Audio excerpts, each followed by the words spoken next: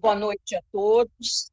Nós estamos na última noite do CICE, 19ª edição do Simpósio Internacional de Ciências Integradas, e hoje nós teremos a apresentação da professora doutora Márcia Galinski, que é mestre em administração e doutora em tecnologia ambiental. Professora Márcia esteve conosco na UNAERP até recentemente, e hoje ela vai fazer a palestra de Portugal, né, o lugar onde ela está atualmente. Nós agradecemos muito a presença de todos vocês, em especial da professora Márcia, que está sempre nos dando apoio, participou ontem também, com artigos científicos em diversas áreas do conhecimento. Os alunos estão bastante saudosos, é uma presença muito importante para nós no simpósio. No decorrer desses anos todos, o simpósio tem apresentado centenas de artigos científicos, de acordo com as normas estabelecidas, e as áreas do conhecimento, elas têm sido presentes, têm estado presentes em todos os simpósios.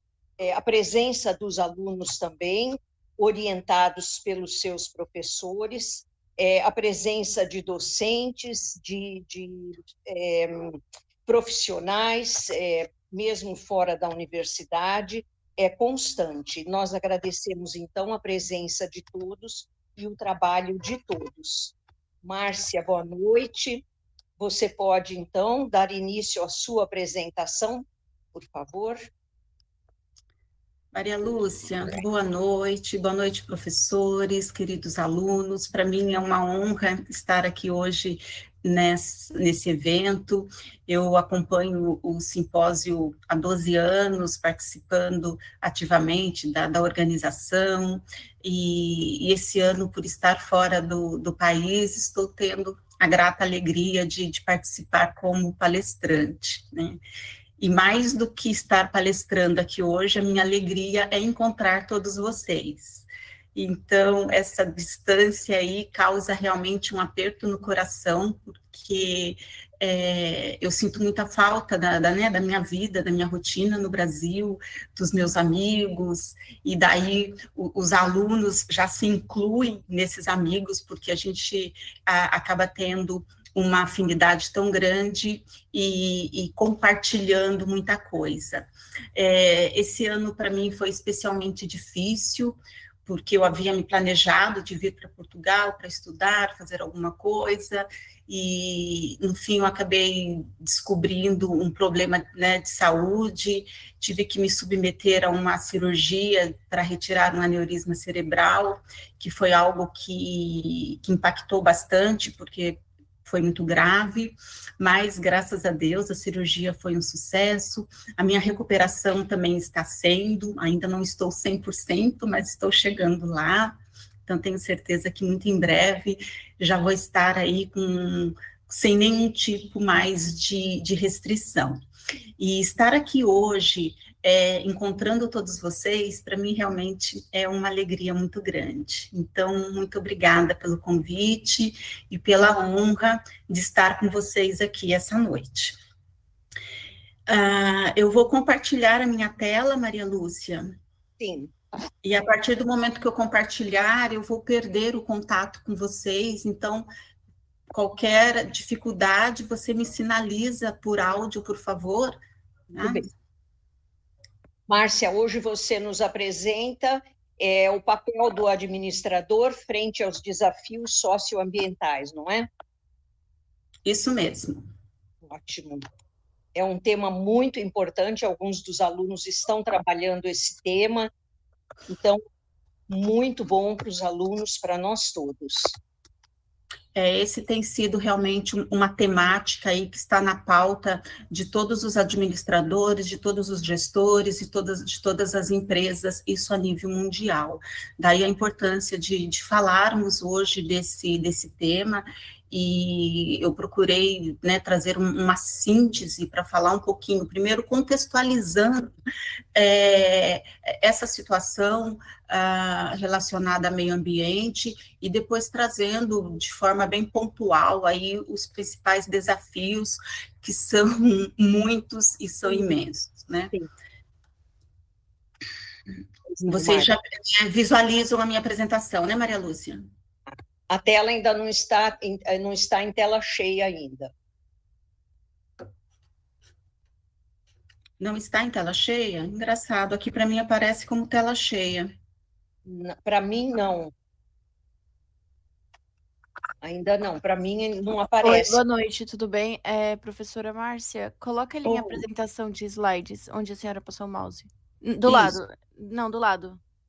Mas clica. Não, aqui. Isso, clica. Isso. Agora sim. Ai, ótimo. Quem falou comigo? A Isabela. Isabela, obrigada, querida. Nada. Obrigada pelo auxílio. Bom, então vamos falar sobre o papel do administrador frente a esses desafios, né, que, como eu disse, estão aí na pauta dos executivos de muitas organizações, porque os enfrentamentos, eles são urgentes. O desenvolvimento mundial das últimas décadas, aí conjugada ao crescimento na produção de bens, de consumo, a elevação dos níveis de poder aquisitivo da população, e mesmo o aumento populacional, eles têm impactado diretamente no meio natural e nos recursos. Assim, torna-se um grande problema socioambiental, refletindo em sérias consequências para a sociedade e para o meio ambiente. E daí eu coloco aqui que eis um dos grandes desafios da atualidade, né, que é compatibilizar o processo de industrialização e de inovação com o consumo consciente e com uma produção responsável e ambientalmente correta.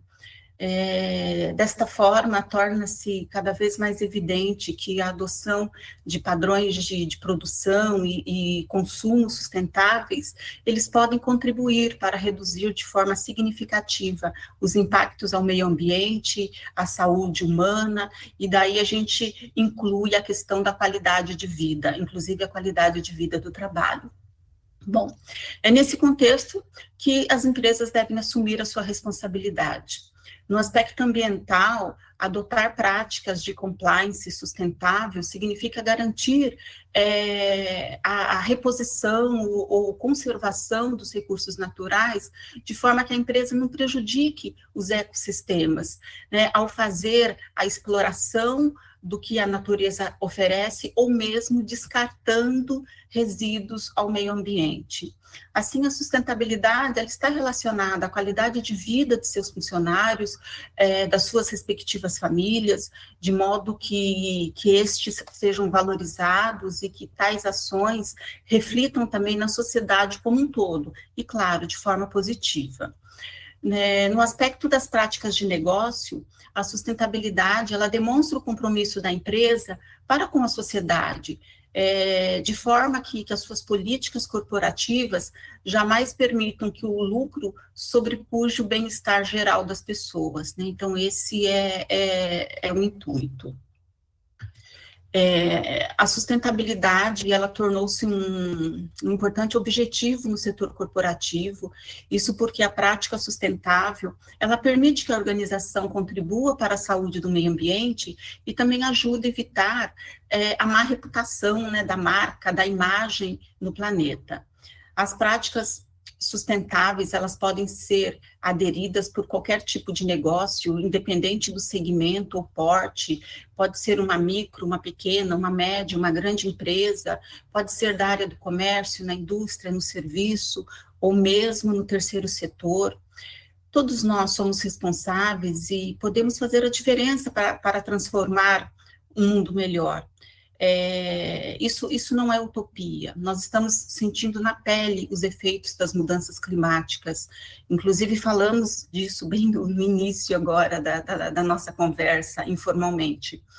E o planeta urge por ações sustentáveis. E as empresas, elas precisam assumir a sua responsabilidade. Para que a gente entenda um pouquinho mais de onde surgiu isso, né, onde a pauta ambiental ganhou visibilidade, eu procurei trazer para vocês os principais eventos ambientais e pautas ambientais que fazem parte do cenário. Já na segunda metade do século XX, né, o surgimento do movimento ambientalista, ele trouxe à tona aí as discussões sobre os problemas ambientais causados pelo manejo inadequado dos recursos naturais.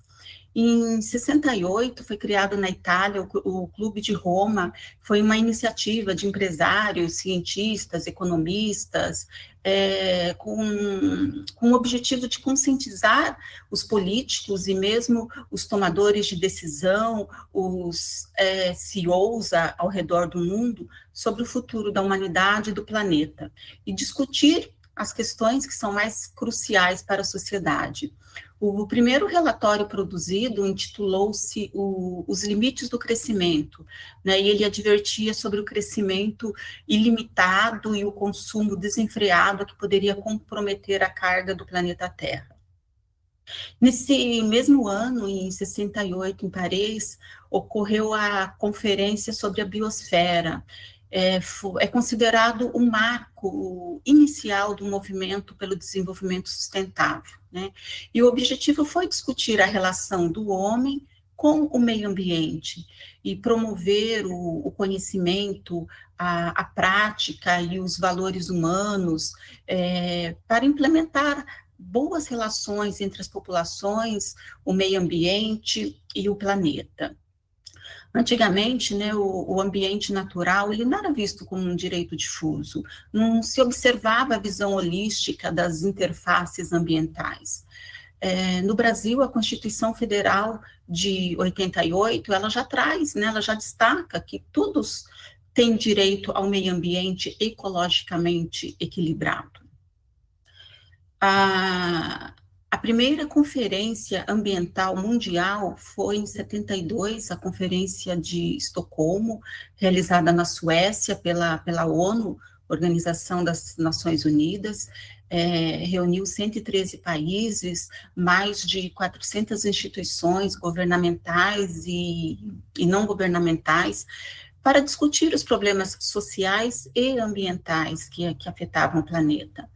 Essa conferência, ela produziu um documento que é a Declaração sobre Ambiente Humano, com princípios que orientam a construção de um ambiente que equilibre, que harmonize os aspectos humanos e naturais, incluindo os direitos humanos, a gestão dos recursos naturais, a prevenção da poluição, a relação entre ambiente e desenvolvimento, e, inclusive, houve uma reflexão sobre a necessidade de abolir armas de destruição em massa.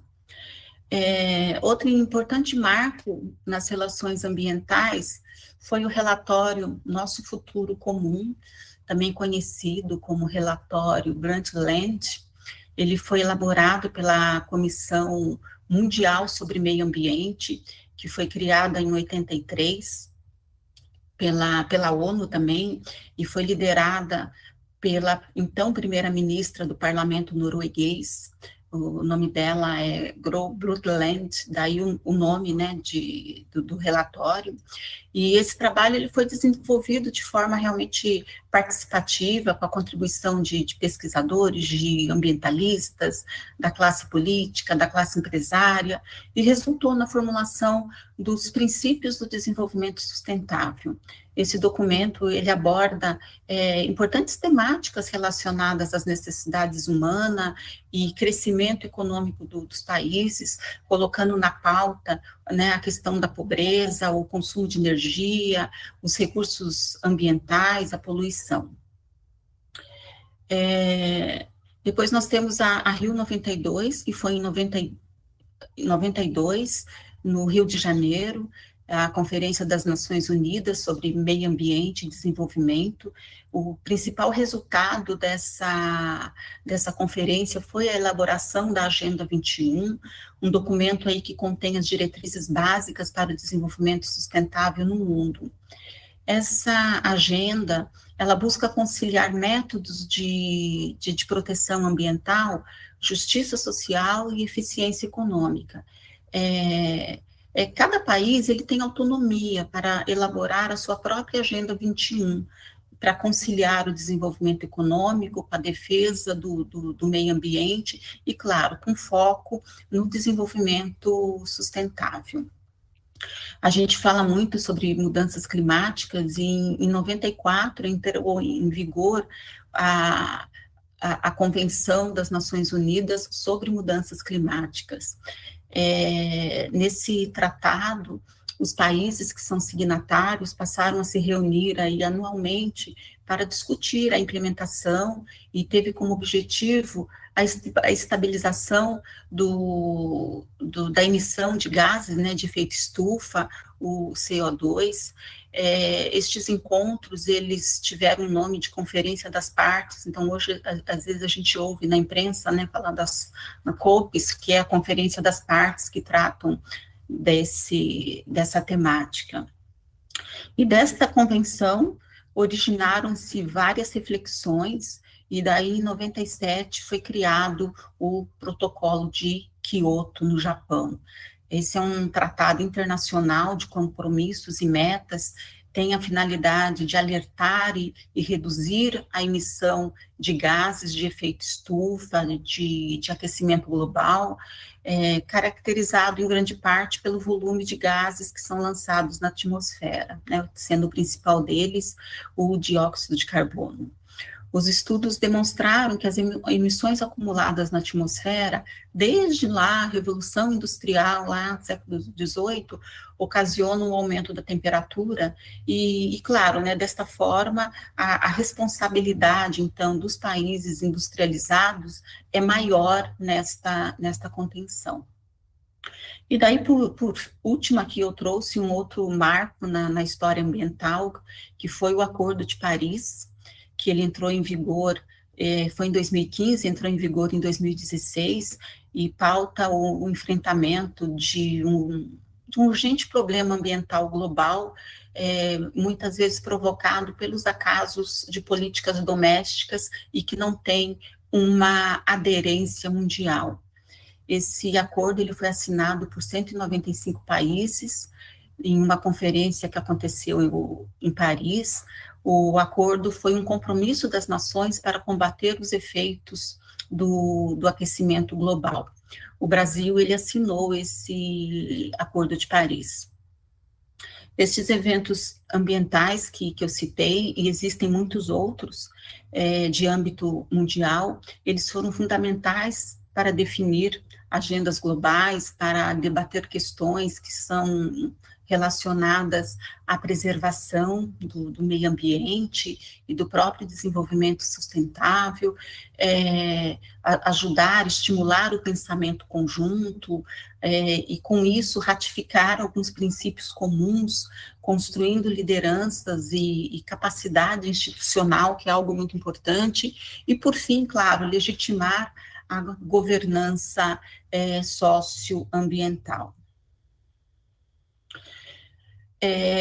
Aqui eu coloquei para vocês os 17 Objetivos de Desenvolvimento Sustentável da ONU. Nós recentemente estivemos, né, aí no Guarujá, o caminhão das ODS, e a UNAEP eu sei que participou também ativamente.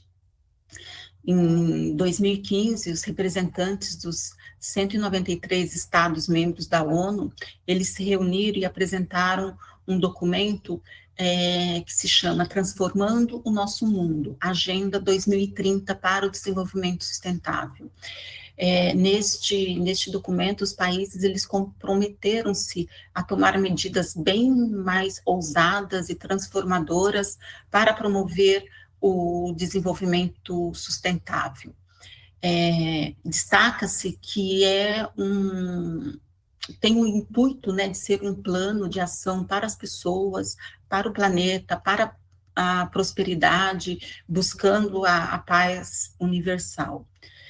O plano, ele apresenta, então, estes 17 Objetivos de Desenvolvimento Sustentável, conhecido por ODSs, e destes, eles se dividem em metas, são 169 metas, que têm por objetivo erradicar a pobreza, promover uma vida digna para todos. São objetivos que têm metas muito claras, que devem ser adotadas aí por todos os países, de acordo, claro, com as prioridades e necessidades de cada um, para que eles possam realmente alcançar uma melhor qualidade de vida aí para a sua população. Os ODSs, eles são, então, um guia para que os países se comprometam com o desenvolvimento global, e de acordo com a agenda, isso tem que acontecer até 2030. Então, vejam que a gente ainda tem aí um caminho a percorrer e muitos desafios. Acaba sendo um modelo para alcançar um futuro melhor e mais sustentável para todos. Os ODSs, eles abordam os desafios globais que são enfrentados e apresentam caminhos para um mundo melhor. Muitas empresas hoje, elas alinham estratégias aderentes a algum desses objetivos. Então, as empresas que já trabalham a sustentabilidade, elas desenvolvem ações com foco nos ODSs. Bom, e quando se fala em meio ambiente, a gente tem que falar aqui do tripé da sustentabilidade, né, ou triple bottom line, em inglês, que é um conceito criado para caracterizar os resultados de uma organização, considerando 3 pilares, que é o social, o ambiental e o econômico. Sendo assim, para uma empresa ser sustentável, ela tem que ser financeiramente viável, socialmente justa e ambientalmente responsável. Então, a sustentabilidade empresarial, quando implementada efetivamente, ela melhora a imagem da empresa perante os consumidores e perante a comunidade e a sociedade em geral. Vou tomar uma água aqui. Maria Lúcia, está tranquilo? O som está bom? Tranquilo, Márcia, perfeito. Tá. Bom, então, continuando, falando aqui desse tripé da sustentabilidade, né, com a expansão da consciência ambiental por parte da sociedade, os consumidores, a sociedade, ela está cada vez mais consciente, cada vez mais atuante, né, e a demanda por serviços e produtos com menor impacto ambiental também aumentou. Cada vez mais os consumidores, eles buscam por produtos e serviços que estejam de acordo com o conceito do tripé da sustentabilidade e, consequentemente, né, de sustentabilidade empresarial. Essa sustentabilidade empresarial, ela pode ser definida como a soma total das práticas por parte de uma empresa que visem ao desenvolvimento sustentável de uma sociedade. Enquanto a sustentabilidade, ela abrange principalmente questões relacionadas à degradação ambiental, à poluição, foco no desenvolvimento sustentável, busca-se um planejamento muito mais participativo para que as organizações, elas possam criar marcos regulatórios e atuar também com muito mais civilidade. Para a sustentabilidade, para que esta sustentabilidade empresarial seja realmente efetiva, é preciso que a empresa adote atitudes éticas e práticas que estimulem o seu crescimento econômico, de modo a reduzir os danos que a sua ação causa ao meio ambiente, né? E com isso mitigar aí qualquer externalidade que seja negativa. Um outro conceito que nós estamos ouvindo muito é o ESG, que é a sigla em inglês, que traduzindo significa Ambiente Social e Governança Empresarial. Muitas empresas estão adotando já as práticas de ESG, né? E o mercado financeiro, ele representa aí uma série de critérios de conduta que devem ser adotados pelas empresas para atraírem investidores que são socialmente conscientes. A gente nota que já faz algum tempo que os investidores, eles têm optado por investir os seus recursos financeiros em empresas que são socialmente responsáveis, né, que são sustentáveis e, claro, que são rentáveis, uma vez que consideram que esse tipo de empresa, ela está mais preparada para enfrentar riscos sociais, ambientais, econômicos, e assim, claro, acabam gerando valor para os acionistas aí no longo prazo. É claro que estes investidores, eles enxergam que no final da ponta da economia está o consumidor final, que cada vez mais valoriza os aspectos da sustentabilidade, mesmo sem saber exatamente o seu conceito. Mas nota-se que não é apenas um modismo, mas é uma questão mesmo de consciência, de pensar no planeta e pensar que planeta eu quero deixar para as próximas gerações, para os meus filhos, para os meus netos.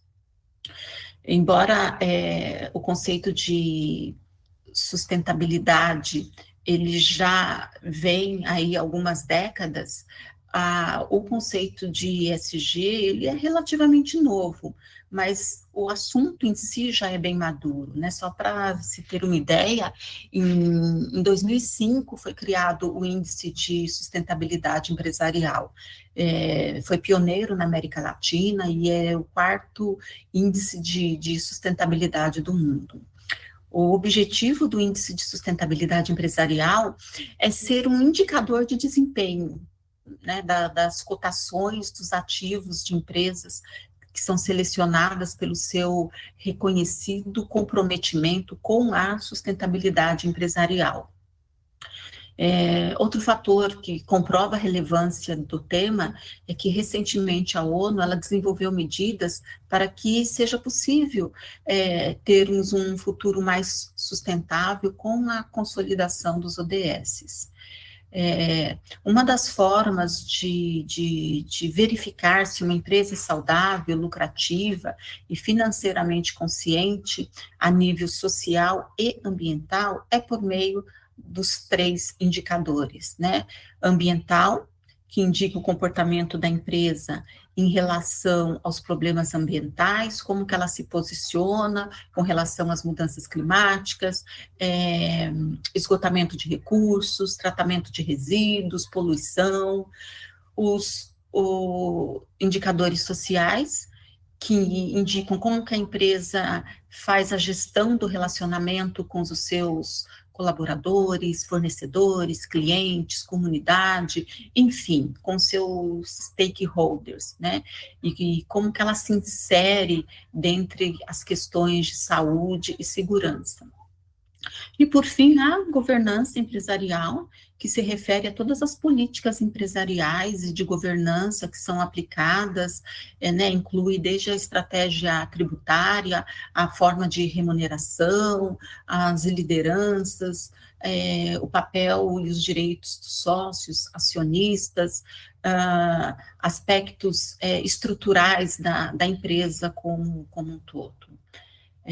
Os grandes desafios socioambientais da atualidade, eles não serão vencidos sem o envolvimento do setor privado.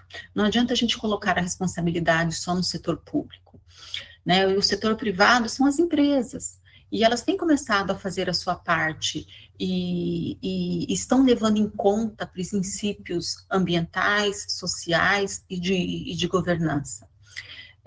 No entanto, percebe-se que muitos projetos ele têm um caráter muito mais disruptivo, né, demandando aí gastos consideráveis em pesquisa e desenvolvimento, o que pode comprometer ou mesmo afugentar aí investidores privados. a gente percebe que a transição para uma economia de baixo carbono é um dos principais desafios da agenda ESG, que se apresentam aqui para o nosso país. E mais do que cumprir com compromissos internacionais na preservação do meio ambiente, a adoção de práticas sustentáveis, ela se constitui em uma ação estratégica para que o Brasil tenha uma melhor inserção na economia globalizada. Os dados mostram que 60% das empresas ainda não têm nenhuma estratégia de sustentabilidade, né? Isso, mesmo considerando que, na pesquisa, 80% dos executivos, eles afirmaram que as questões sociais importantes estão presentes na estratégia do negócio. Eles estão presentes na estratégia, mas apenas 22% realizam o acompanhamento dessas ações de forma efetiva. Então, percebe-se que ainda acontece de uma forma bem superficial. Bom, os ativos ESG, eles têm conquistado cada vez mais visibilidade no mercado em todo o mundo. Por isso, um bom negócio é aquele capaz de conciliar retorno financeiro com o propósito da empresa. De modo geral, o tema vem ganhando muito destaque, mas as empresas ainda possuem aí um grande caminho a percorrer para que possam implementar de modo realmente eficaz as práticas socioambientais. O desafio identificado é, então, transformar o discurso em prática, né? E fazer desta agenda uma realidade concreta e abrangente aí no corporativo nacional. Tem uma especialista em sustentabilidade no Brasil, a Súzia Favaretto. Ela é reconhecida aí pelo Pacto Global da ONU como uma das 10 pessoas que mais tem contribuído para as ODSs no mundo, né? E ela destaca dois grandes desafios para a empresa para aplicar o ESG. Uma é o conhecimento e outra é a liderança, né? O conhecimento, porque as pessoas precisam entender mais do assunto, entender dos pilares, dos benefícios e da estratégia como um todo.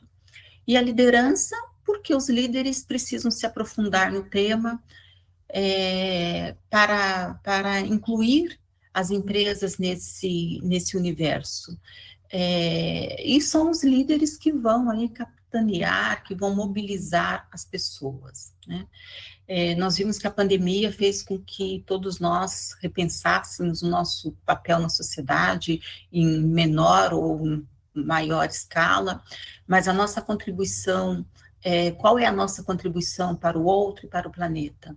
Os novos e complexos desafios impostos, eles têm exigido respostas coletivas que envolvem o setor público e também a iniciativa privada, para que possa mobilizar toda a sociedade. A empatia, a solidariedade, o cuidado com o outro e com a natureza tornam-se cada vez mais urgentes nesse cenário. Bom, e daí, para que a gente possa alinhar tudo isso com o papel hoje das organizações, quais são hoje os maiores desafios, né?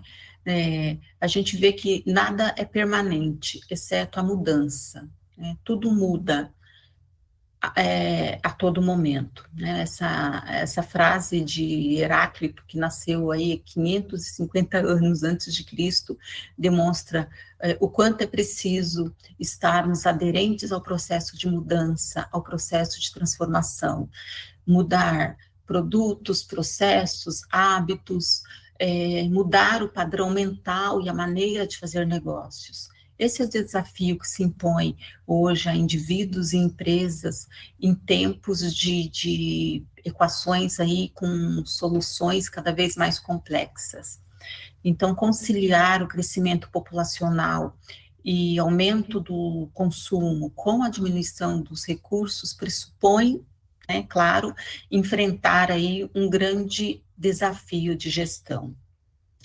E daí a primeira gestão é encarar os grandes temas, né? A primeira pergunta, mais essencial, questionar que a minha empresa está fazendo hoje para garantir o direito futuro aos ecossistemas essenciais, como água e ar limpos, solo fértil, clima estável e uma sociedade menos desigual.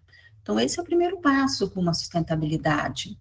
Uma questão recorrente, as empresas que se entendem como sócio ambientalmente responsáveis, por onde começar? E nada mais natural, diante da proporção dos desafios, né, que decorrem aí dos efeitos das mudanças climáticas. Entretanto, a dúvida não deve se sobrepor à ação. Compreender e enfrentar os dilemas aí requer iniciativa. A primeira delas é o próprio processo de autoquestionamento. Perguntar por que a empresa está fazendo, o que ela está fazendo para encarar de forma concreta os grandes temas, é uma questão simples em sua formulação, mas, claro, extremamente complexa em sua resposta. Não se pode pensar em sustentabilidade sem desenvolver soluções para esses desafios. A partir dessa pergunta fundamental, é possível refletir sobre as possibilidades de mudança, avaliar quais são os melhores procedimentos, desenvolver os melhores sistemas para reduzir os impactos socioambientais e utilizar os recursos naturais de maneira mais adequada. Evidentemente, a empresa deverá olhar para a própria realidade. O tamanho da sua responsabilidade é exatamente proporcional ao tamanho dos impactos gerados. Claro, né, sendo assim, uma grande corporação, ela tem mais responsabilidades a gerenciar do que pequenas e médias empresas. Eu trouxe um exemplo, que é o caso da empresa Votorantim. É uma empresa que eu conheço bem, porque eu já fiz muita consultoria lá, acho que eu já comentei com vocês em outros momentos, né? E cujas atividades envolvem aí mais de 400 operações industriais. Buscou-se a necessidade de um olhar amplo e estratégico sobre os grandes temas que têm estado presente aí nas pautas das últimas décadas. E para inserir a questão da sustentabilidade, em 2008 foi criada uma Gerência Geral de Sustentabilidade, e ela é ligada à área, ao setor de planejamento estratégico, e assim tem como objetivo, até como missão mesmo, oferecer diretrizes ao grupo para desenvolver as grandes questões socioambientais. Certamente trata-se de uma premissa para companhias rumo à sustentabilidade, e o desenvolvimento assim, de um olhar realmente mais amplo do que acontece à sua volta, né? Porque muitas vezes um produto, ele pode ser concebido como um produto ecológico, como um produto verde no seu processo. No entanto, se não houver ali um monitoramento, uma vigilância mesmo sobre todas as etapas da cadeia produtiva, pode-se acabar perdendo os ganhos socioambientais anteriores. Então, a Votorantim, ela percebeu que é fundamental que a empresa olhe para todos da sua cadeia de valor, para todos os processos, e identifique neles, né, quais são os impactos ambientais e sociais, visando eliminá-los ou mesmo minimizar o seu impacto. Então, esse foi o pensamento aí central. Outro grande desafio é concentrar-se no core business, né? É ter a sustentabilidade ali na essência. Empresas fazem mais diferença para o planeta e para a sociedade quando inserem a sustentabilidade no âmago, no cerne de sua estratégia de negócios. Para empresas que desejam realmente fazer a diferença, impactar de forma positiva o próprio setor e a sociedade, ir além das medidas paliativas, né, e concentrar-se muito mais no centro dos desafios socioambientais, em seus processos, são atitudes ali decisivas na busca pela sustentabilidade. Porém, a gente percebe que as questões mais relevantes, tanto relacionadas a produtos, como ao histórico ambiental, a reputação, muitas vezes são substituídas por propostas mais simples de implementar. Então, manter projetos sociais é um exemplo clássico disso, de como muitas acreditam colaborar com a sustentabilidade. E ações desta natureza, elas são válidas, claro, no entanto, nem sempre dizem respeito ao core business do negócio. No fim das contas, poucas empresas no mundo realmente possuem uma estratégia sustentável, né? A grande maioria delas divulga ações ditas estratégicas, mas que, na realidade, não são internalizadas pela companhia. E sim, muitas vezes revistas às pressas ali, quando ela tem que preparar um relatório anual. Então, por exemplo, uma instituição financeira, ela pode economizar papel, né, para dizer que é sustentável, mas ela poderia fazer muito mais diferença se ela financiasse empreendimentos sustentáveis, né? Ou uma empresa do ramo automobilístico, o investimento que ela faz em motores eficientes é muito mais impactante do que manter apenas o foco na redução de emissões. Então, vejam, atrelar essas ações ao core business, isso é fundamental, porque isso faz com que a sustentabilidade, ela esteja nas ações e intenções que a empresa desenvolve. Então, é importante integrar a sustentabilidade em sua estratégia e conduzi-la para além de ações pontuais, né? Fazendo com que realmente elas extrapolem e ganhem uma visibilidade maior.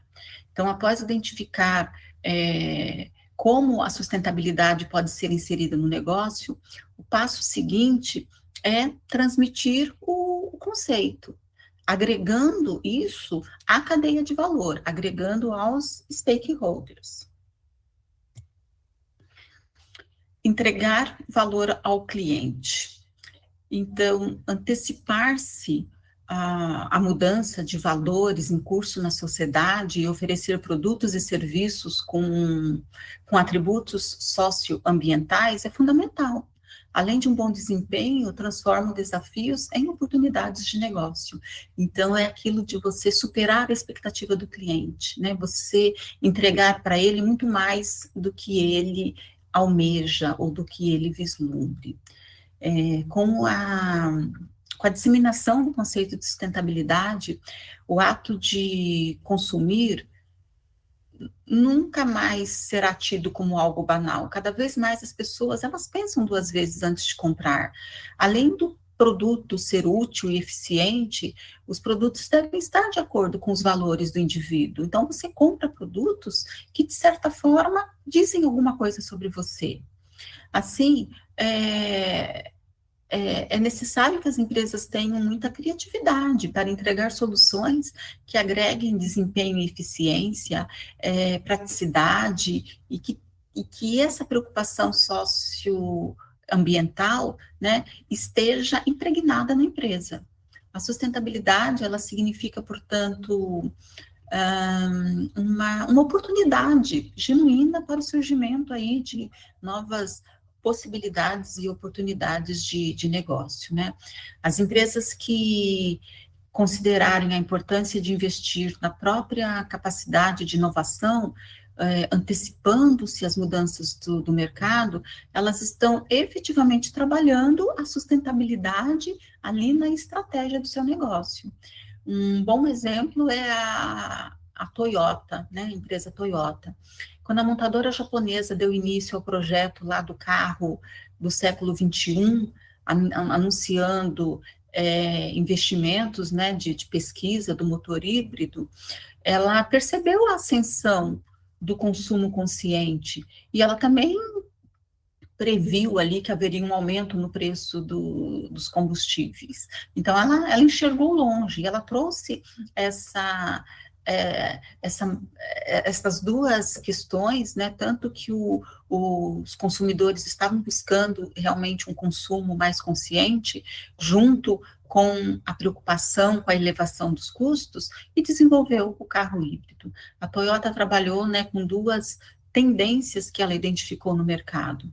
A econômica, que foi ligada, então, à escassez do petróleo, e com isso, consequente aumento do preço do combustível, e a comportamental, que é ligada à demanda de carros menores, menos impactantes, menos poluentes. Bom, inserir a sustentabilidade na estratégia de negócio. Então, aqui todos dizem que esse é o mapa da mina, né? Perceber oportunidades emergentes, integrar a sustentabilidade de uma forma muito mais transversal à gestão do negócio, são movimentos aí fundamentais para as empresas em tempos de grandes desafios socioambientais. Trazer a sustentabilidade para a gestão dos negócios de forma estratégica, certamente não é tarefa fácil para nenhum CEO. Mas não há como escapar. As empresas, elas têm de estar atentas às oportunidades emergentes dessa nova economia e agir no sentido de fazer disso novas oportunidades de negócio. A gente vê que cada vez mais, né, agentes transformadores para a sociedade estão buscando entender para onde vai o seu setor, o seu segmento, e oferecer produtos e serviços.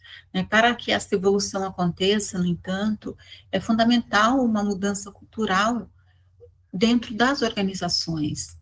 Um bom exemplo de inserção da sustentabilidade empresarial está na GE, na General Electric.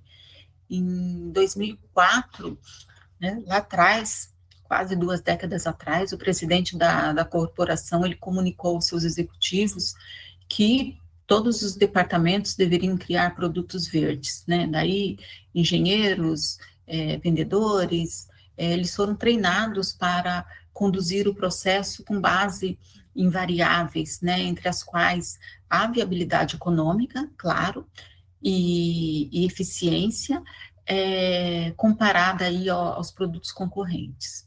Né, o esforço resultou aí numa plataforma de inovação que, no portfólio, foram cerca de 90 produtos, né, que se transformou em uma das iniciativas comerciais mais bem sucedidas da história da companhia. Então, não foi um produto, mas foi ali um portfólio de produtos que atendiam aí a estas variáveis.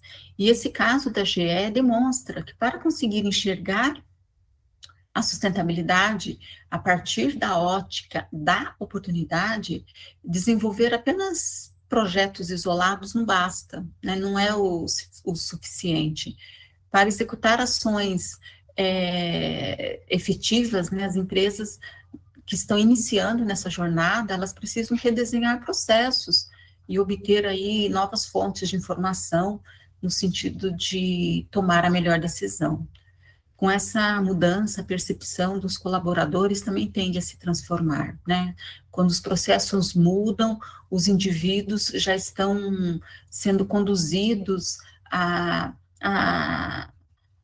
lidar, a se comportar de maneira diferente, e esse cenário traz muitas situações novas, e os valores como um todo mudam, né? A sustentabilidade, ela deve fazer parte realmente da essência aí de uma organização.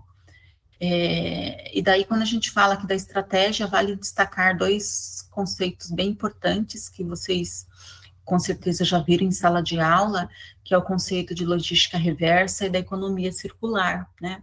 A logística reversa aí é um conjunto de procedimentos e meios para recolher e dar encaminhamento pós-venda ou pós-consumo ao setor empresarial, para que haja aí um reaproveitamento e uma destinação correta dos resíduos gerados, e a economia circular, que é um contraponto da economia linear. Então, a economia circular, né, é um conceito que repensa as práticas econômicas e propõe manter produtos, componentes e materiais em circulação o maior tempo possível, né, e fazendo aí todo o reaproveitamento por meio de processos.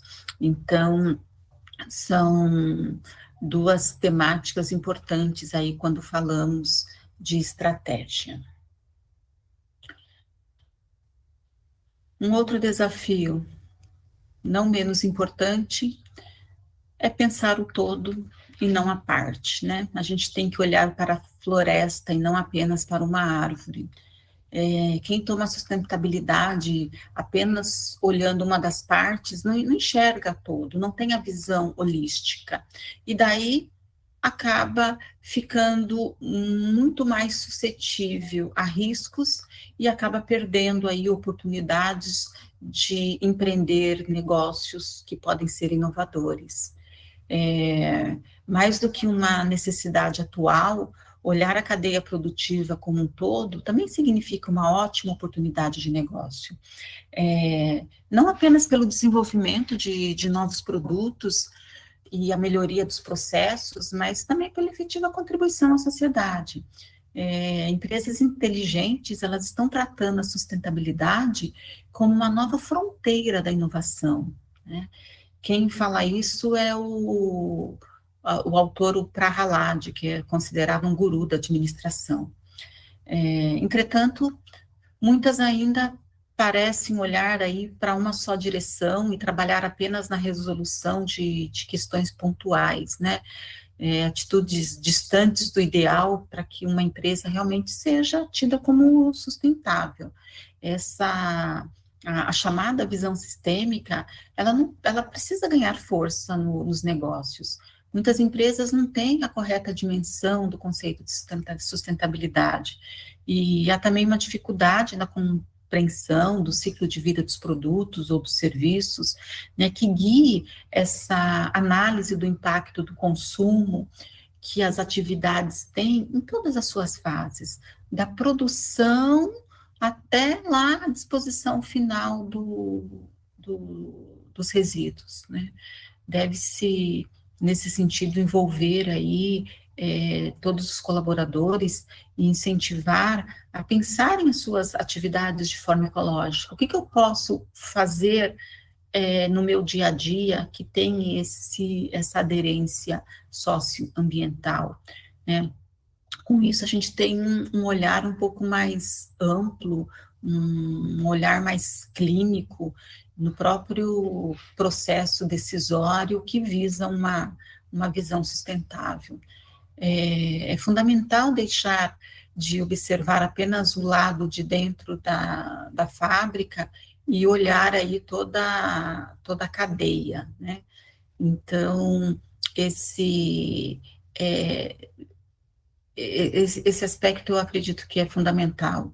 E quando a empresa ela olha o todo, ela também encontra mais facilidade para lidar com os riscos e gerar novas soluções para alguns dilemas que ela pode estar enfrentando. E a inovação, ela está ligada a essa tendência, né? E nem sempre, quando a gente fala em inovação, significa fazer grandes descobertas. Pode ser implementar inovações visando resultados mais pontuais, como, por exemplo, diminuir a quantidade de matéria-prima ou energia nos processos, eliminar substâncias que podem ser tóxicas, aumentar a vida útil de um produto, enfim. Mas é fato, né? A gente não é possível contribuir para a sustentabilidade sem falar em inovação. Então, inovação é um aspecto aí fundamental. Sustentar o discurso na prática, né? A comunicação alinhada à ação. A gente sabe que falar é fácil, mas o difícil é comunicar com precisão. Incluir o adjetivo, então, sustentável na comunicação, sendo a principal forma de visibilidade aí ao comportamento socioambiental de uma empresa, pode gerar aí grandes dificuldades, né?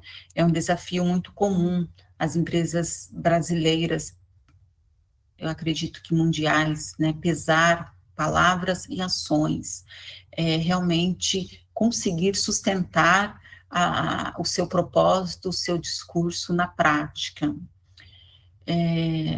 Bom, preocupado com essa questão, com o discurso excessivo de sustentabilidade e mesmo o uso do conceito, né, da sustentabilidade como uma ferramenta de propaganda, o CONAR, que é o Conselho Nacional de Autorregulação Publicitária, ele criou um conjunto de normas para balizar esse discurso verde. Todas as ações do CONAR possuem um caráter pedagógico, né, mais para orientar mesmo as áreas de marketing, as agências, como planejar e utilizar a comunicação de forma correta. As empresas, elas precisam estar atentas à cobrança da sociedade pela veracidade das informações, né, porque discursos vazios, eles podem muitas vezes representar aí um efeito como um tiro no pé. Os efeitos do ruído na comunicação são muito preocupantes. E a gente sabe que a comunicação é um ponto nevrálgico aí em muitas empresas, né? Bom, e quando a gente fala de comunicação voltado aí às questões ecológicas, sustentáveis, tem um conceito aí que está sendo muito discutido, né, que é o greenwashing.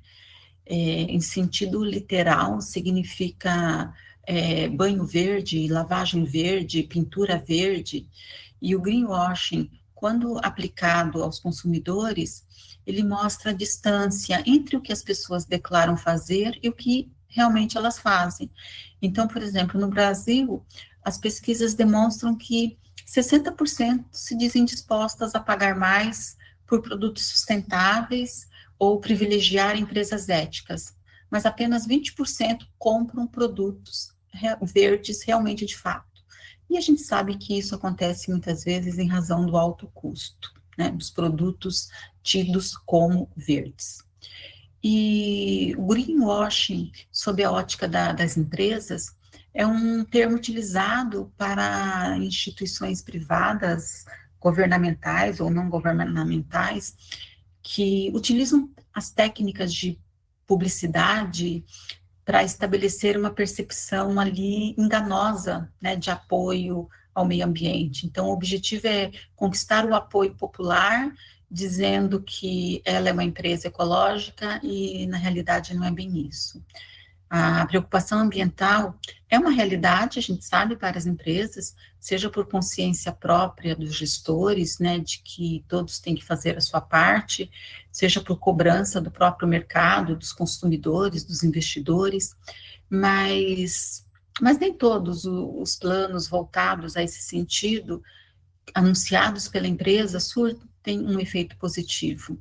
Quando uma ação é pouco efetiva, falsa, ou que prejudica o meio ambiente, e ela é divulgada como positivo, então é o que a gente chama de greenwashing, né?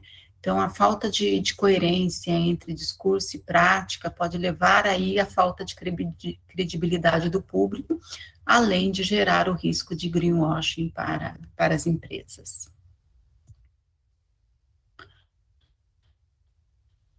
Endomarketing. Bom, contar primeiro aos funcionários, né, inserir o tema sustentabilidade primeiramente internamente. Então, o que é isso? Antes de fazer barulho lá, realizar uma campanha falando de sustentabilidade, é preciso inserir o tema sustentabilidade na estratégia e trabalhar isso internamente. A transformação de um sistema baseado prioritariamente em aspectos econômicos e outro que integre economia, meio ambiente e sociedade, né, traz em si aí uma nova forma de pensar as relações humanas. E isso tem que ficar muito claro para o grupo de colaboradores, para o público interno. a sustentabilidade, ela tem um enorme potencial para ressignificar mesmo as relações interpessoais e a concepção de trabalho. E quando se fala de comunicação para o público interno, discutir a própria concepção das ações por meio da sua perspectiva é um processo fundamental, né? O alinhamento de conceitos é imprescindível para a sustentabilidade vingar primeiro na empresa. A Ultragaz fez um trabalho bem bacana nisso. Ela começou um projeto de responsabilidade socioambiental em 2007, com o engajamento dos funcionários, tanto da matriz como das filiais, né? E fez todo um trabalho de motivação para que eles participassem dos projetos, né? O tema foi evoluindo e chegou a dar origem ao Comitê de Sustentabilidade. Quando não há integração na estratégia, o conceito acaba sendo abordado de forma muito fragmentada em várias áreas funcionais, né, assim como na comunicação. Na Ultragaz, as pessoas elas enxergavam a sustentabilidade como um modismo, né, e agora, após esse trabalho de comunicação interna, eles mudaram de opinião. Então, a gente percebe que o tempo dos profissionais não atentos a essa tendência, esse tempo é limitado, se comparado aos que realmente estão aí abertos à mudança. E da mesma forma, é importante engajar os stakeholders, né? O conhecimento, ele está para todos os lados, então olhar para fora, estabelecer um diálogo eficiente com os mais diversos públicos, traz aí benefício tanto para a empresa quanto para a sociedade. Durante todo o processo de produção de um relatório de sustentabilidade, quase todas as corporações realizam os chamados painéis de stakeholders, né, nos quais ouvem-se os interesses de diversos públicos, os quais a empresa se relaciona de alguma forma. Bom, e se o debate avança, né, para além de questões pontuais, muitas vezes as sugestões acabam se perdendo. Então, a globalização, ela colocou aí alguns imperativos para as empresas, né? Um deles foi justamente a revisão de relacionamentos, né? Nenhuma organização pode mais ser uma ilha centrada apenas em si mesma, né? Um desafio anterior ao de se estreitar laços com todos esses públicos de interesse é vender a ideia aí também para as lideranças dentro da empresa. Quando se fala de trabalhar com stakeholders, considerar, né, significa indo aí frutos muito bons, né? Então, muitas ideias que podem ser multiplicadas. Outro grande desafio, que é romper com a inércia, então, tem que sair do lugar comum. As ações sustentáveis, elas exigem sair do lugar comum, sugerem aí um novo jeito de pensar e de agir. Para tanto, uma mudança cultural deve acontecer em todos os níveis da organização. Então, definir valores, ter objetivos e metas bem claras, visão de futuro, uma liderança engajada e, acima de tudo, mudar a forma de pensar o negócio, né? Existe aí um caminho para romper a inércia e não é o mais curto nem o mais simples, mas se torna necessário. Por isso, a maioria das empresas ainda prefere desenvolver projetos pontuais de sustentabilidade, porque não é fácil sair desse lugar comum, romper ali com vários paradigmas e fazer praticamente uma revolução dentro da empresa, dependendo do nível em que ela estiver. É uma mudança de cultura, na qual o presidente tem um papel fundamental. Então, tirar uma empresa do zero e colocá-la no caminho da da sustentabilidade não é uma tarefa simples. As organizações mantêm-se, né, no mesmo modelo de negócio, na zona de conforto, e muitas vezes são avessas a mudanças. Muitas, elas pensam, olha, se eu estou ganhando dinheiro, por que eu devo mudar, né? Mas é aquilo, né? O não aderir às transformações, às novas práticas, acaba sim colocando a empresa aí numa grande fragilidade. E, e essa responsabilidade deve ser compartilhada com toda a cadeia produtiva, né, para que realmente possa atender à expectativa do consumidor. Nós precisamos ter uma atitude realmente transformadora, no sentido de entender como o nosso negócio agrega valor para o cliente e para a sociedade. E daí, o último desafio que eu coloquei aqui é criar um time para fazer acontecer. Então, envolver e formar líderes. De nada adianta apenas o CEO querer implementar aí a sustentabilidade na empresa. Os demais líderes, eles precisam aderir à causa para que a mudança realmente aconteça. O desafio está em como as empresas identificam, preparam, envolvem e mobilizam estes novos líderes. Vejam, apenas o CEO, ele não faz a mudança acontecer, mas sem ele, a mudança também não acontece. Então, ele tem um papel fundamental. A liderança, ela é inspiradora, ela é mobilizadora, né? E para isso, o perfil desse líder, ele precisa pensar fora da caixa, ele precisa questionar modelos consagrados e apontar aí caminhos alternativos por meio de redes de liderança para organizar aí um novo sistema de negócios. E com o objetivo de engajar aí, principalmente as novas lideranças para a sustentabilidade. Tem uma consultoria, a Ideia Sustentável, ela desenvolveu o projeto Plataforma Liderança Sustentável, né?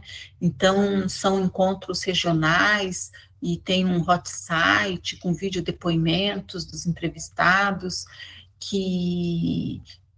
onde jovens líderes, né, ou quem está aí na formação da liderança, pode se inspirar com a trajetória da vida daqueles que já são consagrados no assunto.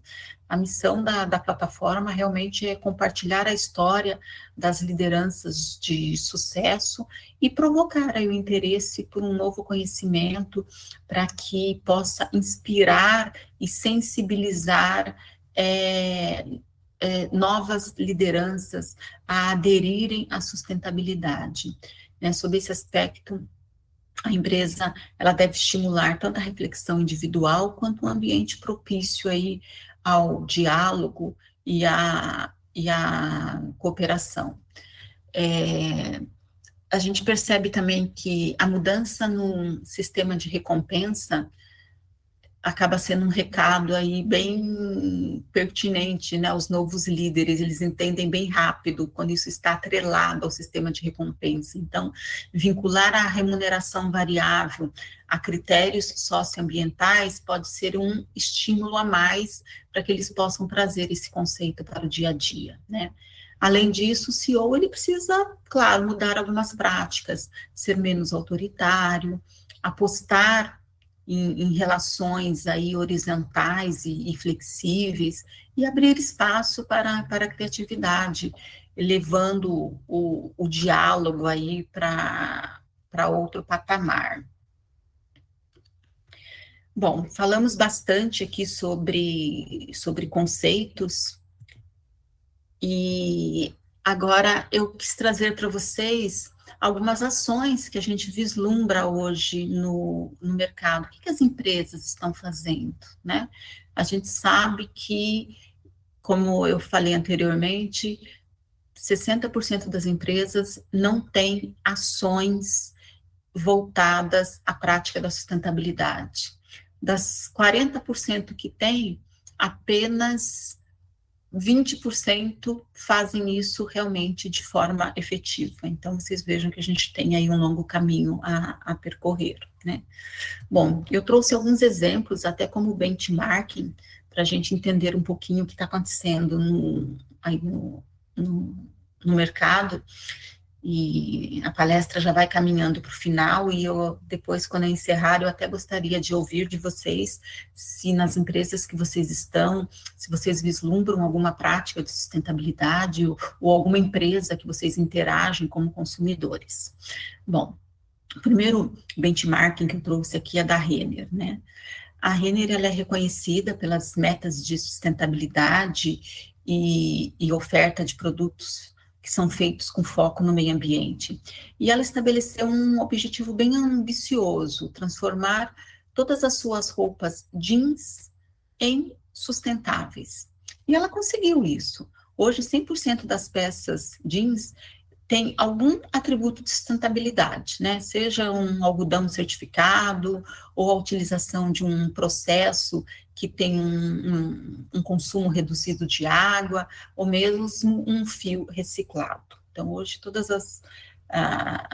as peças jeans já têm algum tipo de atributo de sustentabilidade. A outra é a Electrolux. Eu não sei se vocês viram na imprensa, mas no final do ano passado, fotos do deserto do Atacama, no Chile, ganharam, assim, grande repercussão nas redes sociais. O motivo foi um mar de roupas abandonadas, formando aí um grande lixão tóxico, né, que recebe descarte de roupas de vários países, principalmente os mais ricos, como Estados Unidos, China e Reino Unido. Atualmente, a indústria da moda é uma das mais poluentes do mundo. No Brasil, os números também emitem aí um alerta vermelho, né, um alerta bem sério, porque mais de 4 milhões de toneladas de resíduos têxteis são descartados todo ano no nosso país. E isso, eles vão ou para o aterro sanitário, ou pior ainda, vão para os lixões, né, porque não são todos os municípios que têm aterro sanitário. Bom, nesse cenário, a multinacional de eletrodomésticos, a Electrolux, ela lançou a primeira coleção upcycling, né, com peças do deserto do Atacama, com a Rave Review, que é uma marca especializada em moda sustentável. As peças foram desenhadas, lavadas e cortadas e costuradas para mostrar como é possível utilizar, e por mais tempo, roupas que já existem, né? Além desta campanha, a Electrolux vem ganhando campo, desenvolvendo produtos com foco na durabilidade das roupas para incentivar o uso consciente da moda. A nova linha tem 10 modelos de máquina de lavar com tecnologia que otimizam aí o uso de recursos, reduzindo a quantidade de água necessária para uma lavagem e aumentando aí o aproveitamento do sabão, do amaciante, né, com isso preservando melhor aí os tecidos das roupas. Algumas outras empresas também, como a Braskem, a empresa ela assumiu o compromisso voluntário de que todas as suas unidades industriais adotem aí as melhores práticas para reduzir ainda mais a perda de matéria-prima para a produção de plástico nos seus processos, e aderiu aí aos compromissos setoriais de trabalhar para que a totalidade das embalagens plásticas sejam reutilizadas, recicladas ou recuperadas, e ela colocou uma meta para que isso aconteça até 2040. A Votorantim Cimentos, ela iniciou um programa inédito na indústria de cimentos do Brasil. Ela transforma parte do lixo coletado na região de Piracicaba e de Sorocaba, são municípios do estado de São Paulo, e ela transforma esse lixo, esse resíduo, em energia para a produção do cimento, né? A fábrica de Salto de Pirapora, ela coprocessa o combustível derivado de resíduo urbano, que são materiais que não têm como ser reutilizados na reciclagem, porque não possuem valor energético. Então, essa é uma alternativa viável para reduzir o volume do lixo depositado em aterros e, com isso, claro, diminuir também a emissão de CO2 da empresa. A Michelin, ela desenvolveu soluções, incluindo a estratégia, né, dos 4 R's, de reduzir, reutilizar, reciclar e renovar, para uma economia circular, ecologicamente viável, né, que consome menos carbono, energia e também recursos naturais. Ela reduz o consumo de CO2 com pneus mais leves, que duram mais e que economizam combustível, reutiliza por meio da recuperação, recapagem e recalchutagem de pneus, né, para dar uma vida nova para os pneus usados, e trabalha junto a especialista para estruturar aí setores para fazer tanto a coleta como a reciclagem de pneus. A Coca-Cola, ela, em 2018, foi isso, em 2018 ela anunciou o compromisso global de coletar e reciclar o equivalente a 100% das embalagens que coloca no mercado. Então, ela quer fazer isso até 2030, então é também uma meta bem ambiciosa, e há 2 anos ela lançou, né, uma grande campanha, e ela usou vários motes como Viva Mais Retornável, mudar faz parte da vida, mudar faz bem para o mundo, Viva Mais Retornável, enfim, e outros também que eu não lembro agora, mas com o intuito de dar mais visibilidade a essa questão da reciclagem, da economia circular. A Ambev, né, o descarte de garrafas é uma preocupação central dos negócios da Ambev, mas desde 2014 ela tem um investimento em garrafas retornáveis e outras iniciativas também. Ela já retirou mais de 12 milhões de toneladas de vidro, né, que iriam para o meio ambiente. A Ambev, ela mantém também uma fábrica de vidro no Rio de Janeiro, onde cerca de 50% das garrafas são feitas com a reciclagem do que é coletado, né? Então, é feita com os cacos.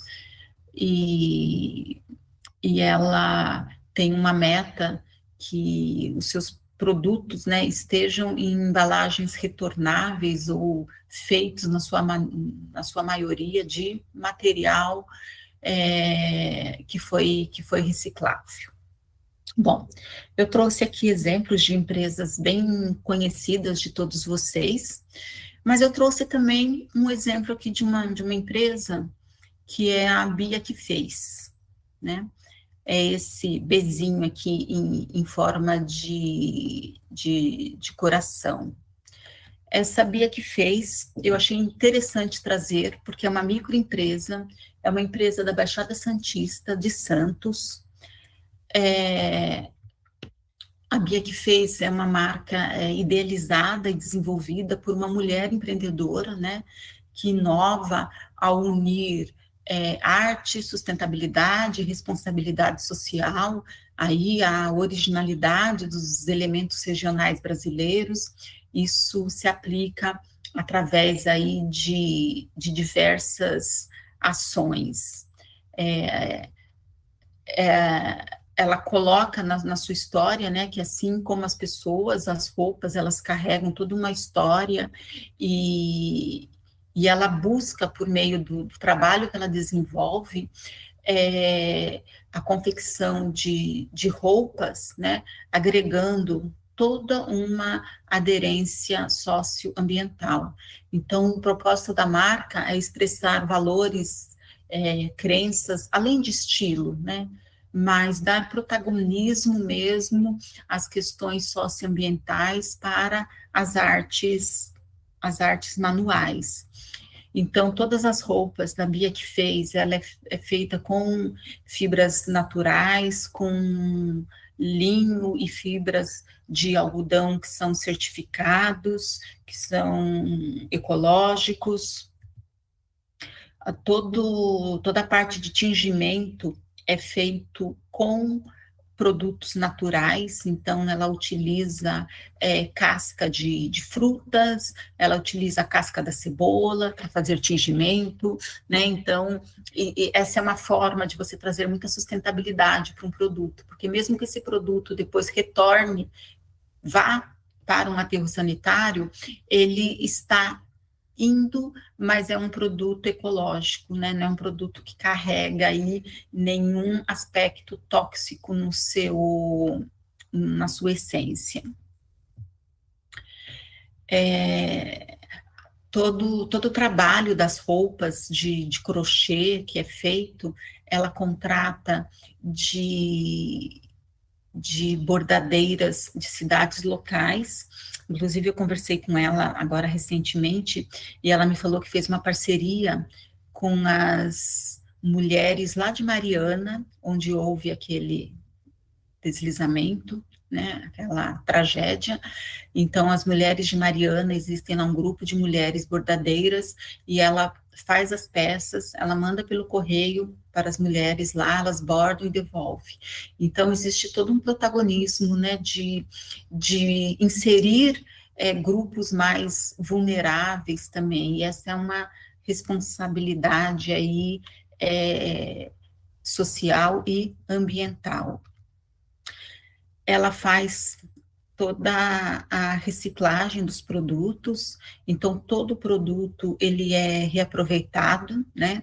Todos os refugos, todos os pedacinhos pequenos, então existe aí toda uma preocupação de reaproveitamento dos produtos, inclusive com a utilização da logística reversa, então todos os produtos passam pelo processo da logística reversa, e, claro, o que realmente não é possível é feito o descarte de maneira socialmente e ambientalmente responsável. Ela tem também como já prática o plástico zero, então não utiliza sacolas plásticas, ao contrário, né, ela tem a eco bag, onde ela coloca as roupas que são compradas, e ela faz um incentivo da utilização dessa eco bag, então quando a cliente vai comprar e leva sua própria sacola, ela acaba tendo um desconto ali nas roupas. Como eu disse anteriormente, ela utiliza muito os refugos, né, e ela fez parceria também com mulheres que fazem artesanato local, então peças de tecido muito pequena, que não pode ser transformado numa roupa, acabam sendo transformada em calçados, né? Então, tudo é matéria-prima. É interessante que se você compra uma roupa lá na Bia que fez, você usou essa roupa, em algum momento você não quer mais essa roupa, se você voltar na loja e levar esta roupa, você tem um desconto de 15%, e essa roupa ela é de alguma forma reaproveitável, ou é feito a destinação correta dela. Então, eu coloquei aqui o site do Bia que fez, eu achei bem interessante trazer esse exemplo para vocês, porque muitas vezes a gente fala de sustentabilidade, né, e muitas pessoas acham que, pensando nas empresas, que isso é apenas para as grandes empresas, e a gente percebe que não. A sustentabilidade, como eu disse antes, ela está inserida em todos os setores e empresas de todos os portes. Eu até digo mais, é mais fácil você inserir a sustentabilidade nas pequenas empresas do que nas grandes empresas. Embora as grandes tenham mais recursos, elas têm também muito mais resistência, muito mais obstáculos para se inserir no âmbito da sustentabilidade, e se torna mais difícil. E as pequenas empresas, a gente consegue inserir pequenas práticas com muitas vezes poucos recursos e que faz toda a diferença, né? Então, a gente percebe que toda ação conta, toda ação transforma, todos nós podemos fazer alguma coisa para transformar o mundo num local melhor. E vocês, como futuros administradores, vocês têm uma responsabilidade muito grande. Então, trazer essa prática da sustentabilidade para o dia a dia das organizações, isso já é questão fundamental, não existe mais discussão, porque as empresas que não se inserirem nesse âmbito da sustentabilidade, elas estarão fadadas a sair do mercado, porque não apenas as imposições legais, né, por meio de legislação própria, mas os consumidores, eles estão muito atentos a isso. Então, é importante esse repensar e saber que no nosso dia a dia, independente da posição que nós estejamos dentro de uma empresa, a gente pode sim fazer a diferença e a gente pode ser um agente multiplicador de boas práticas. Bom, para finalizar, eu trouxe aqui uma frase que eu gosto bastante, que eu acho que fecha bem aqui o que nós conversamos. Somos ondas do mesmo mar, folhas da mesma árvore, flores do mesmo jardim, né? Essa frase é do Sêneca.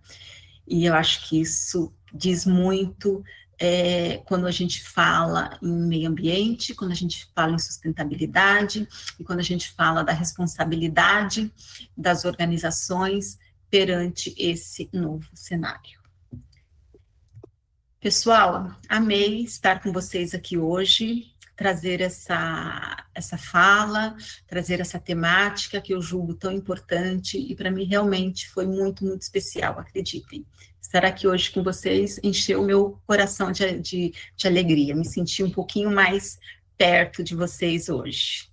Espero ter contribuído com vocês para que vocês entendam um pouquinho mais a temática da sustentabilidade e como que ela está inserida no dia a dia das organizações. Maria Lúcia, professora Márcia, o prazer foi todo nosso, a alegria foi nossa. Você trouxe um tema que é impactante, é desafiador e, ao mesmo tempo, ele nos traz tanta reflexão. Eu gostaria de fazer algumas observações. O último exemplo que você trouxe, da Bia que fez, eu me lembrei de que antes da pandemia nós participamos do Inova Baixada Santista, né? Um grupo que era representado pelas universidades, a UNAERP estava presente, e eu estive no grupo da economia criativa. E os exemplos foram muitos em termos de sustentabilidade, a importância dos profissionais que atuam nesta área da economia criativa. E eu queria fazer mais algumas observações. O principal conceito que eu vejo aí é o de transformação, né?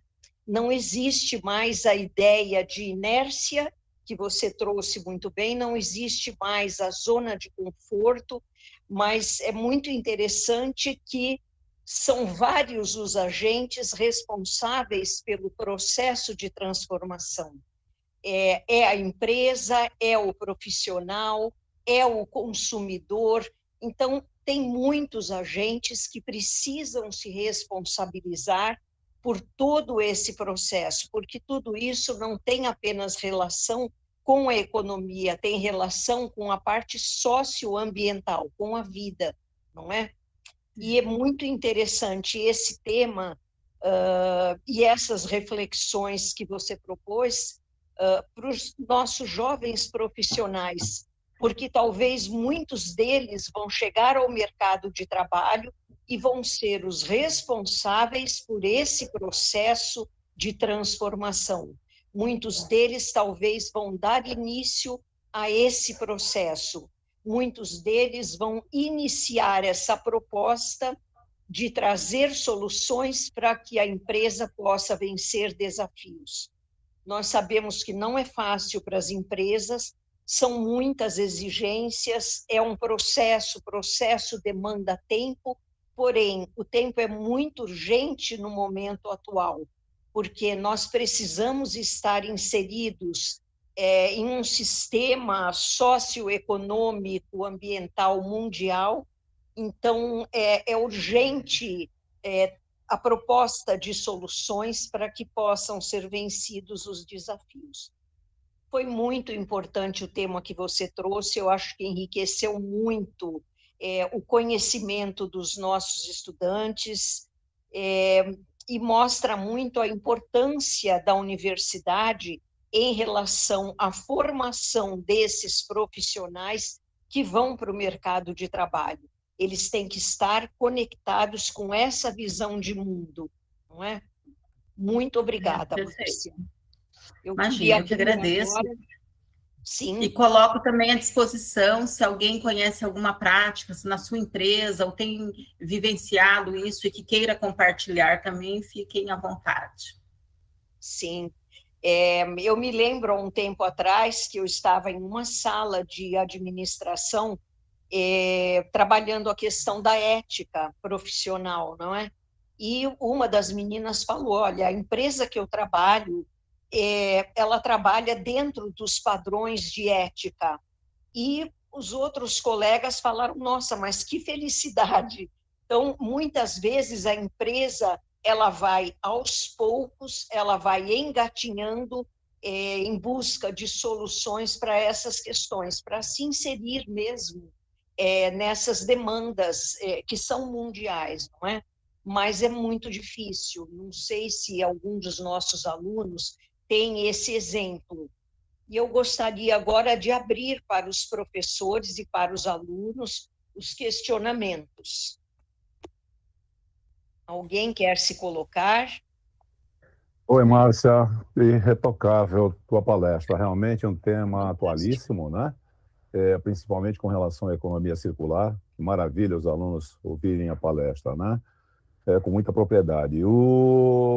Você perguntou a respeito de conhecermos empresas. Eu, como tenho alergia a aroma muito forte, principalmente aqueles perfumes, né, madeira, enfim, eu sou obrigado a utilizar produtos naturais. Eu utilizo muito a Natura. A Natura tem um projeto, e ela usa com o projeto do perfume Caiaque, que ela retira das praias brasileiras, tá, o plástico que ela reutiliza nas embalagens.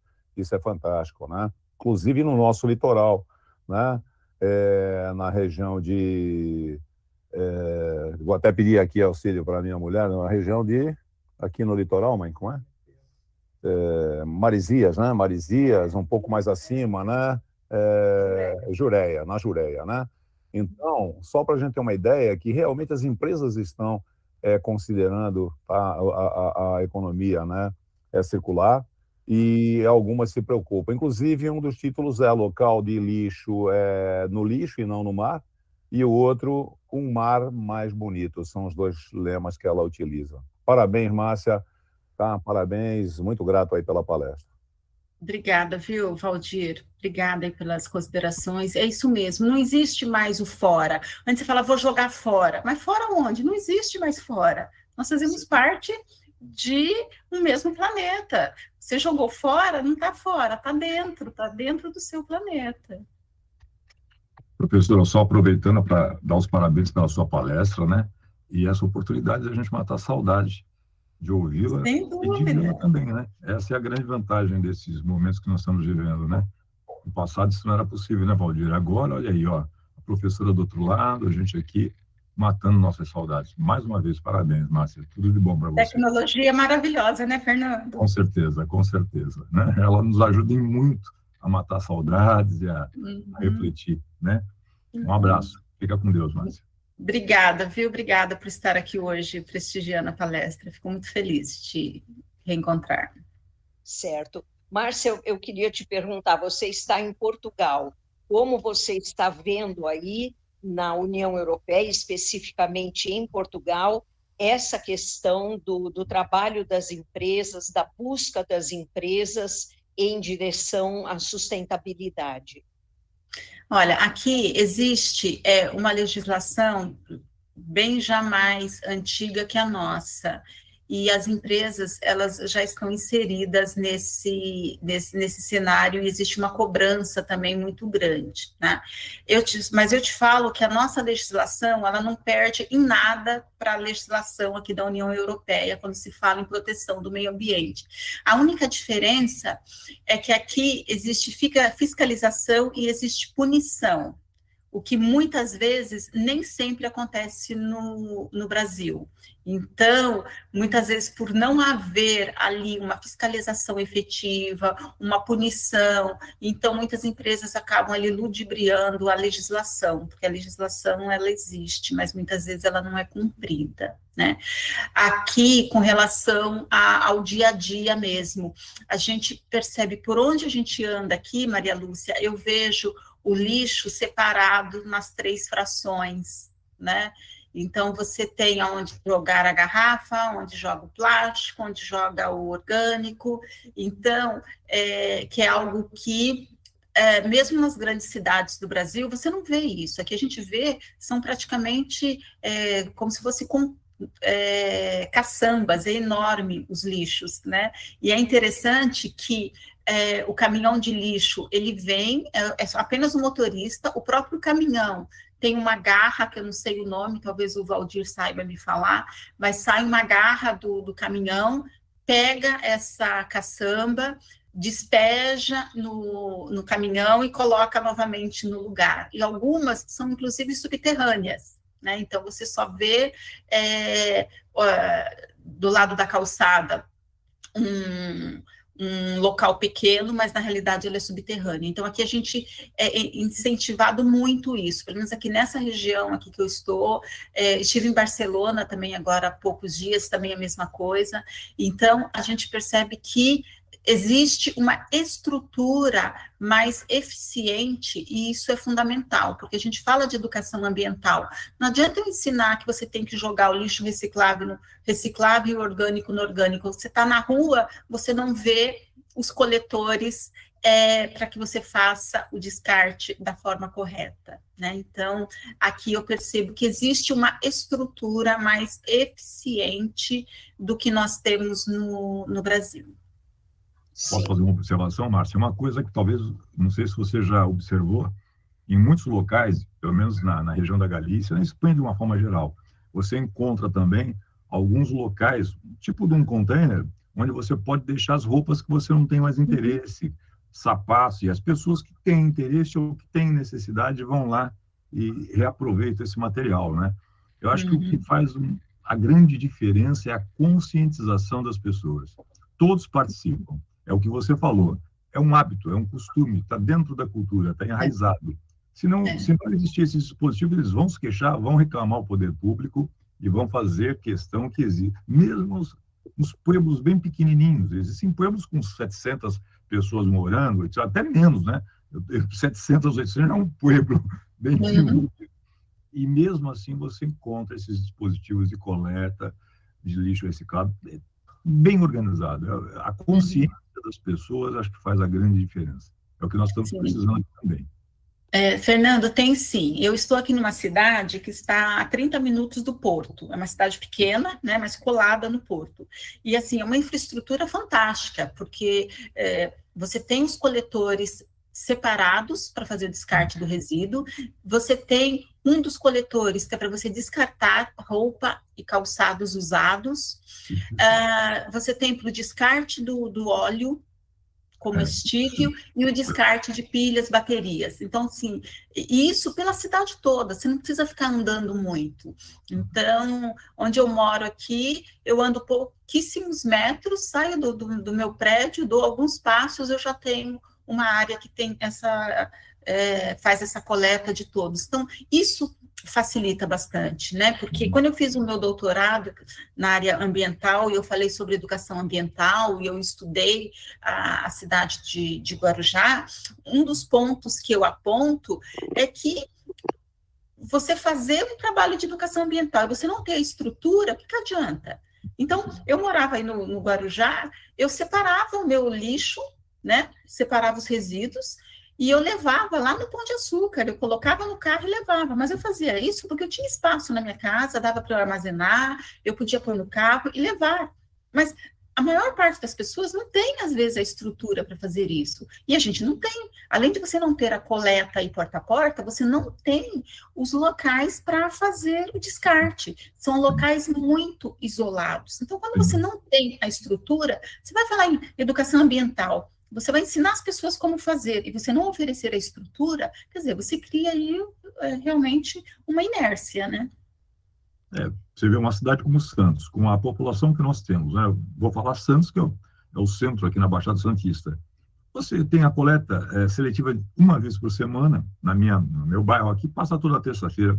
Então, você tem que reservar um espaço na sua casa para manter esse material até a próxima terça-feira, né? Isso acaba criando...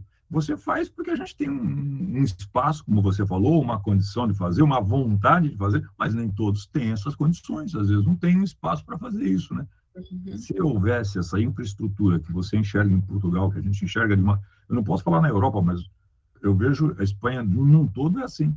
É muito mais estimulante para o indivíduo, para o cidadão, exercer, né, essa posição de separar o lixo e agir de maneira conscientemente ecológica. Nós não temos aqui. Infelizmente não temos. Nem infelizmente não. Infelizmente não. Realmente. Mas é muito importante você colocar à disposição do cidadão, não é? Sim. Então, você fala em cidadania, mas onde está a infraestrutura? Para que essa cidadania seja exercida. Sim. Então, é muito importante ter à disposição. Exatamente.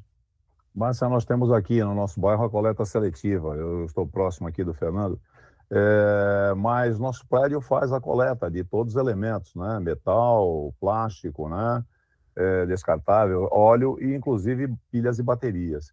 Mas lamentável que nem todos se preocupam em colocar no local adequado. Todo dia pela manhã a gente vê que alguns, ou descuidados, ou por não pensarem exatamente, ou por falta de uma educação ambiental, acabam descartando no lixo comum, como a gente percebe diariamente, entendeu? Então é uma pena, né? Mas a Inglaterra, nesse sentido, também ela é muito evoluída e a própria pessoa tem que levar nos pontos de coleta, né, esse material. A gente terá que trabalhar bastante aqui ainda, né? Sim, sem dúvida. A gente ainda tem um longo caminho a percorrer aí, né? Tanto em educação ambiental como em estrutura, né? Então, o Guarujá, ele tem várias boas ações na área ambiental, né? Que são inegáveis, mas a coleta seletiva hoje é um ponto nevrálgico. Existem coleta seletiva em alguns prédios, mas ainda são poucos os que fazem, por falta de estrutura mesmo. Verdade. Sim. Algum dos nossos alunos quer fazer alguma pergunta, fazer alguma observação? Não? Não? Bom, então eu vou agradecer mais uma vez, foi um presente que você nos deu, você abrilhantou a última noite do Simpósio Internacional de Ciências Integradas da nosso NAERP. Eu agradeço, então, em nome dos alunos, nós todos te agradecemos, foi um prazer encontrar, tecnologia é maravilhosa realmente, nos permite esse encontro, é um desafio, mas é um desafio maravilhoso, não é? E nos permite essa possibilidade de ouvir a tua palestra, participar desse conhecimento todo. Foi realmente brilhante, Márcia. Muito obrigada mesmo. Nós agradecemos. Eu que agradeço, Maria Lúcia, professores, alunos queridos, para mim foi uma honra. Muito obrigada, muito, muito feliz de estar com vocês essa noite. Obrigada. E, se Deus quiser, em breve nos veremos, né? Ou aqui, ou vocês vêm me visitar aqui, ou eu vou para aí, vamos ver aí. Vontade não nos falta de fazer uma visita para você. Estamos aí a 7.000 quilômetros aproximadamente de distância, mas a tecnologia faz com que a gente se aproxime, e isso é muito bom. Isso é Muito maravilhoso. obrigada, viu? Um grande beijo a todos. Obrigado, Márcia. Um forte abraço. Tudo de bom, Obrigada. viu? Tá bom. Obrigada. Abraço a todos. Nós damos, então, por encerrada a palestra com a professora doutora Márcia Galinski e encerramos, então, as atividades do 19º Simpósio Internacional de Ciências Integradas. Muito obrigada, boa noite a todos.